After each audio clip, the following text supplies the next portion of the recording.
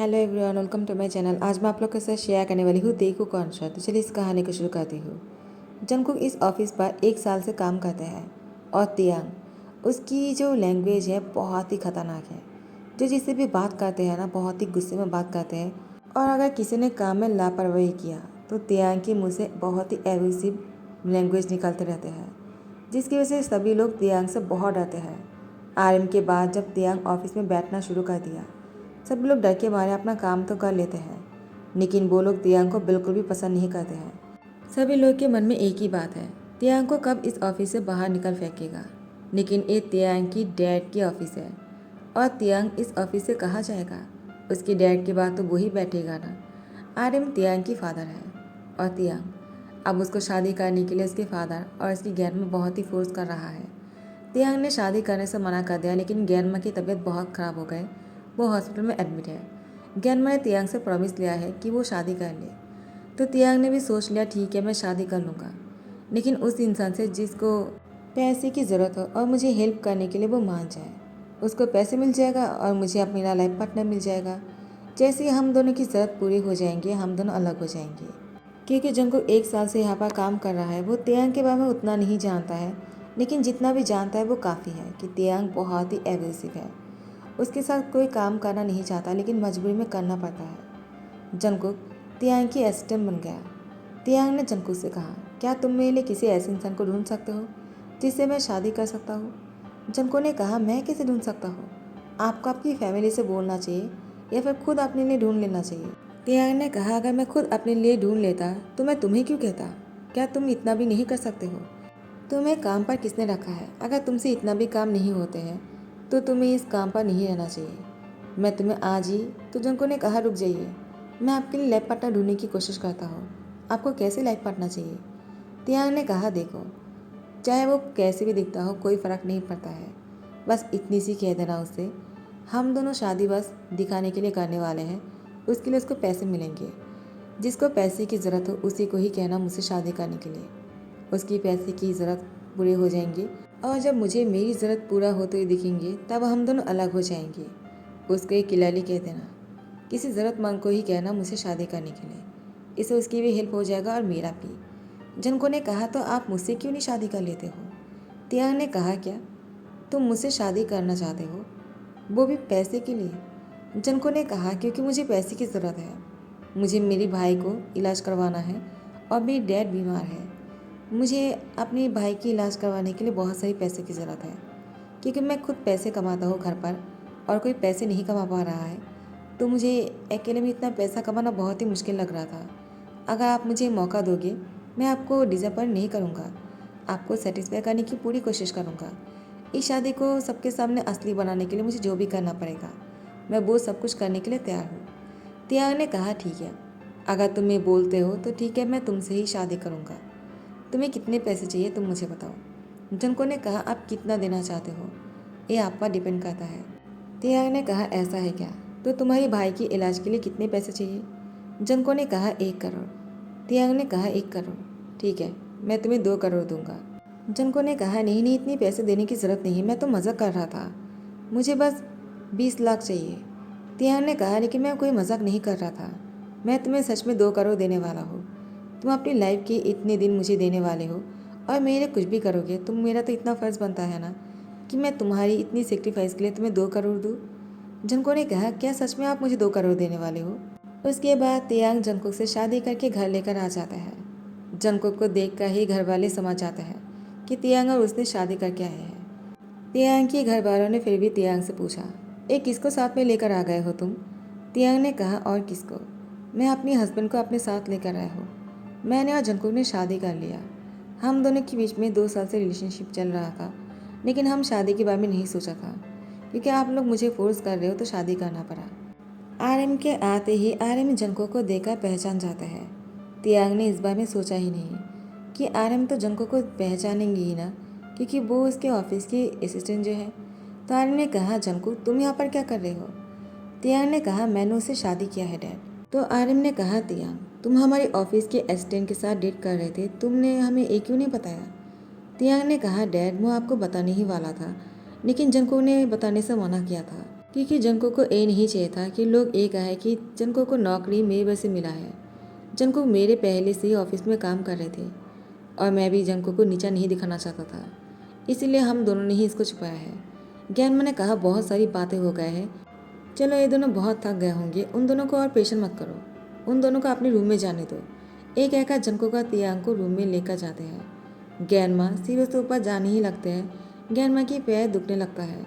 Junko ने कहा, आपको इतनी कष्ट उठाकर ऊपर जाने की जरूरत नहीं, चलिए हम भी नीचे ही रह जाएंगे आपके साथ। तो तियांग ने कहा, तुम कैसे नीचे रह सकते हो, मेरा रूम ऊपर वाले कमरे में है, तुम्हें भी मेरे साथ ऊपर ही रहना पड़ेगा।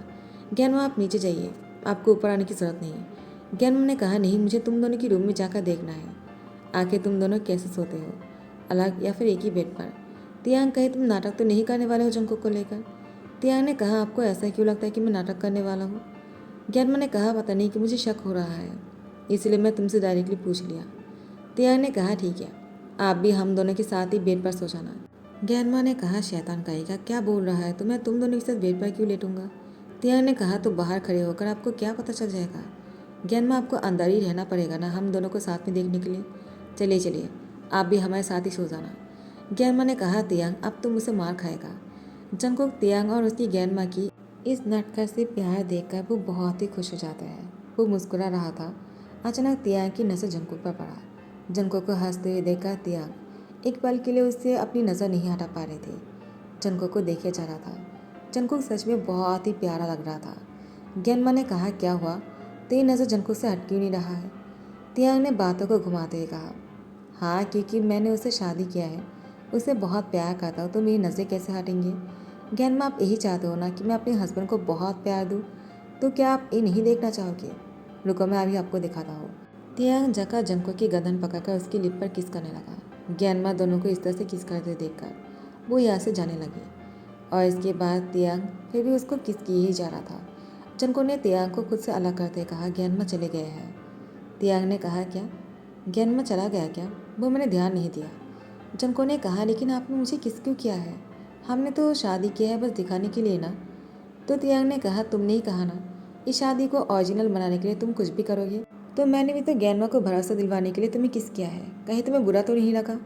जंको ने कहा, नहीं ऐसी कोई बात नहीं है, लेकिन मुझे लगा नहीं था कि आप मुझे किस करने वाले हो, मैं इसके लिए तैयार नहीं था, आइंदा ऐसा करने से पहले मुझसे पूछ लिया करें। तियांग ने कहा, मुझे पहले से सब कुछ थोड़ी पता होता है, कब और मुझे क्या करना है, तो मुझे पता कैसे होगा कब मुझे तुम्हें किस करना है और कब मुझे तुम्हें हक करना है। जंको ने कहा, वो मैं समझ सकता हूँ, लेकिन तियांग ने कहा, ठीक है, मैं कोशिश करूँगा। रात को जंकुक सो जाने पर तियांग वो जानबूझकर जंकुक को अपनी बाहों में लेकर टाइटली हक करके सो जाता है। जंकुक नींद में था, लेकिन जब वो सुबह को नींद से उठते हैं तियांग की बाहों में खुद को देखकर वो बहुत ही शौक हो जाता है।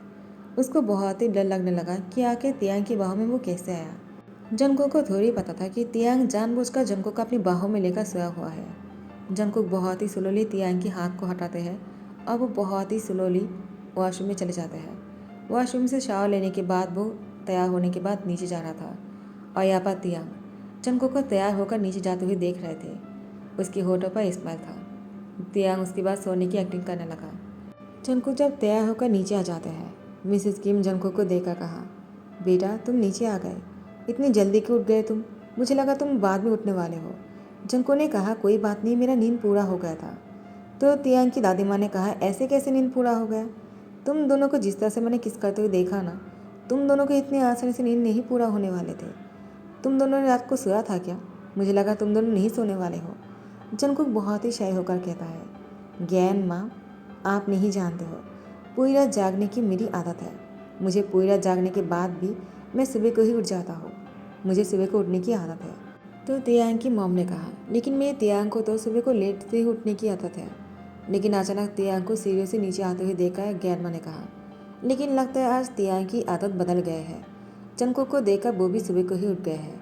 देखो ज़रा, सूरज आज कहाँ से निकला है। तियांग ने कहा, ज्ञानमा, आप मुझे देखकर ही शुरू हो गए, मुझे आपके लिए इतनी जल्दी शादी करना पड़ा, वरना जंकुक और मैं तो अभी शादी भी नहीं करने वाले थे, और अगर शादी कर लिया है तो हमारा टांग खींचना बंद कीजिए आप। ज्ञानमा ने कहा, जंकुक देखो ज़रा तियांग क्या बोल रहा है, वो तुमसे प्यार करता है लेकिन शादी नहीं करने वाला था, क्या तुम उससे नाराज़ नहीं हो। जंकुक ने कहा, ज्ञानमा, मैंने ही उससे कहा था मुझे इतनी जल्दी शादी नहीं करना है, मुझे अपनी लाइफ पर फोकस करना था। लेकिन कोई बात नहीं, आपने कहा तो हमें शादी करना ही पड़ा, क्योंकि आपके ऑर्डर को हमें फॉलो तो करना ही है ना ग्रैंडमा। आखिर आप हमारी बहुत ही प्यारी सी ग्रैंडमा जो हो, आप सच में बहुत प्रीटी हो। ग्रैंडमा ने कहा, बस बहुत हो गया, मस्का मारना बंद करो, तुम में कुछ कम नहीं, तुम सच में बहुत ही खूबसूरत हो जंको। जंको ने कहा, ग्रैंडमा आपसे ज़्यादा नहीं, आप सच में बहुत प्रीटी हो। ग्रैंडमा ने कहा, मुझसे कंपेयर करना बंद करो, तुम मुझसे कंपेयर कर भी नहीं सकते हो। मैं ओल्ड हो गया हूँ और तुम अब भी यंग हो, तुम्हारे जितना खूबसूरत मैं कैसे हो सकता हूँ जंको। जंको ने कहा, लेकिन आपकी उम्र पर ना मेरे फेस जो है ऐसे नहीं रहेंगे, लेकिन आप इस उम्र में भी कितने प्रीटी लगते हो। ग्रैंडमा ने कहा, बस बहुत हो गया, तुम बहुत ही प्यारी सी बातें करते हो। जंको का ग्रैंडमा के बीच में बहुत ही अच्छा बन रहा था। तियांग दोनों को साथ में खुश देखकर वो जंको के पास आकर बैठ जाता है, उसकी शोल्डर पर हैंड रखकर उसकी यार पर विस्पर करते कहा, तुम कुछ ज़्यादा ही नहीं कर रहे हो, तुम तो ग्रैंडमा से बहुत ही अच्छी एक्टिंग कर रहे हो। जंको ने तियांग के पास जाकर विस्पर करते कहा, मैं कोई एक्टिंग नहीं कर रहा हूँ, मुझे सच में ग्रैंडमा बहुत अच्छे लगते हैं। तियांग ने कहा, ऐसा है क्या, तुमने मुझसे शादी किया है, भूल मत जाना, तुम्हें मुझे खुश करना चाहिए ना कि किसी और को। जंको ने कहा, लेकिन आपने तो मुझे आपकी फैमिली की वजह से शादी किया है ना, तो मुझे आपकी फैमिली को खुश करना होगा ना कि आपको।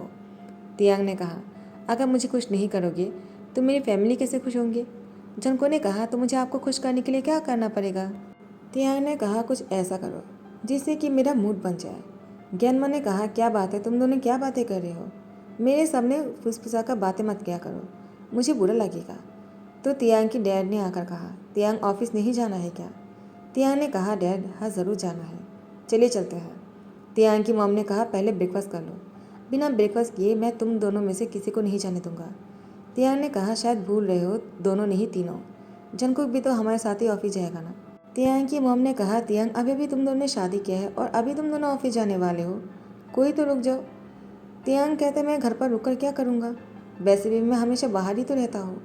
जंको ने कहा, बॉस क्या मुझे आज के लिए छुट्टी मिल सकता है क्या, मैं ग्रैंडमा के साथ और मॉम के साथ टाइम स्पेंड करना चाहता हूँ, मुझे उन दोनों के साथ घर पर रहने दीजिए ना, मैं कल से पक्का ऑफिस आ जाऊँगा। ब्रेकफास्ट करने के बाद जंको तियांग को कार तक छोड़ने के लिए बाहर आ जाता है, ग्रैंडमा को दिखाने के लिए कि दोनों एक दूसरे से कितना प्यार करता है। तियांग ने जंको को हक करके उसकी लिप पर किस करते कहा, ग्रैंडमा हमें देख रहा है। जंको ने कहा, मैं समझ गया, वरना आप मुझे किस क्यों करोगे। तियांग ने कहा, मुझे लगा तुम नहीं समझोगे तो मुझे बोलना पड़ा। जंको ने कहा, कोई बात नहीं, आपको एक्सप्लेन करने की ज़रूरत नहीं, मैंने पहले भी कहा था, इस शादी को रियल बनाने के लिए मुझे जो कुछ भी करना पड़ेगा मैं करूँगा, तो इतना तो मैं कर ही सकता हूँ, आपकी ग्रैंडमा के लिए मैं अपनी जान भी दे सकता हूँ। तियांग ने कहा, ऐसा है क्या, तुम कुछ ज़्यादा ही नहीं बोल रहे हो। जंको ने कहा, टाइम आने पर वो भी आपको पता चल जाएगा। ऐसे ही कुछ दिन बीत जाते हैं। जंको का तियांग बहुत ही अच्छे एक्टिंग कर रहा था, एक्टिंग करते करते कैसे एक दूसरे की बहुत ही क्लोज आ गए वो दोनों खुद भी नहीं जानता है, लेकिन दोनों को रियलाइजेशन होने में थोड़ा सा अभी भी टाइम है। लेकिन ग्रैंडमा की तबीयत खराब हो गए। आर्यन और तियांग वो दोनों ऑफिस में थे। जंकुक ऑफिस से भागते हुए घर आ जाता है, क्योंकि मिसेस किम ने तियांग को कॉल किया, उसने भी फ़ोन नहीं उठाया, नहीं आर्यन ने। लेकिन जंकुक को कॉल करने पर वो बिना कुछ सोचे समझे घर आ जाता है। मिसेस किम ने कहा, जंकुक तियांग की ग्रैंडमा की तबीयत बहुत ही ख़राब है, उनको हॉस्पिटल लेकर जाने की ज़रूरत है, लेकिन घर पर कोई ड्राइवर नहीं है, तो मुझे समझ में नहीं आ रहा था कि मैं कैसे उनको लेकर जाऊँ, मैं कार भी नहीं चला सकता हूँ, क्या तुम हमारी हेल्प कर सकते हो। जंको ने कहा, क्यों नहीं, मेरे पास ड्राइविंग लाइसेंस तो नहीं है, लेकिन मैं दादी माँ के लिए इतना तो रिस्क ले ही सकता हूँ। उसने कार पर बैठकर ग्रैंडमा को लेकर और मिसेस किम को लेकर हॉस्पिटल पहुँचने लगी। हॉस्पिटल पहुँचने टाइम पर जंको को पुलिस ने पकड़ लिया और उन लोगों ने कहा, तुम्हें हम यहाँ से नहीं जाने दे सकता है, तुम्हारे पास कोई लाइसेंस नहीं है, तुम फिर भी कार क्यों चला रहे हो। जंको ने कहा, आप लोग मुझे पकड़ना चाहते हो तो पकड़ लेना, लेकिन पहले मुझे उनको हॉस्पिटल पहुंचाने दो, उसके बाद आप लोग को जो भी करना है कर लेना। उसके बाद जैसे तियांग घर आ जाता है, तियांग की मॉम ने कहा, तियांग बहुत बड़ी प्रॉब्लम हो गया है। तियांग ने कहा, वो तो मैं समझ ही गया, डैड को भी कॉल किया और मुझे भी, तो इसीलिए हम लोग घर पर आ गए। क्या बात है मॉम। तो मिसेस किम ने कहा, तुम्हारी ग्रैंडमा की तबीयत खराब हो गया था तो उनको हॉस्पिटल लेकर जाना पड़ा, उनकी तबीयत अब ठीक है, हम घर पर लेकर आ गए हैं। लेकिन जंको को पुलिस ले गए।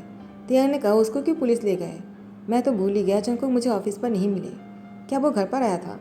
तो मिसेस किम ने सारी बातें खुलकर कह दिया। तियांग ने कहा, तो वो सच ही कह रहा था, वो ग्रैंडमा के लिए कुछ भी कर सकता है, उसकी बातों पर दम तो है, वो कभी झूठ नहीं कहता है, शायद इसीलिए मैं उस पर इतना ज़्यादा वीक हो रहा हूँ। तियांग जंगकुक के लिए बहुत ही खुश हो रहा था। ज्ञानमा ने कहा, तियांग एक खुश होने का टाइम नहीं है, जाओ जाकर जंगकुक को छुड़ा कर लाओ। तो आर्यन ने कहा, मैंने पहले कॉल कर दिया है, जंगकुक को छोड़ दिया है, वो आता ही होगा। तियांग ने कहा, फिर भी मैं उसको खुद जाकर लेकर आना चाहता हूँ। वो जाने वाले थे लेकिन जंगकुक पहुँच जाता है।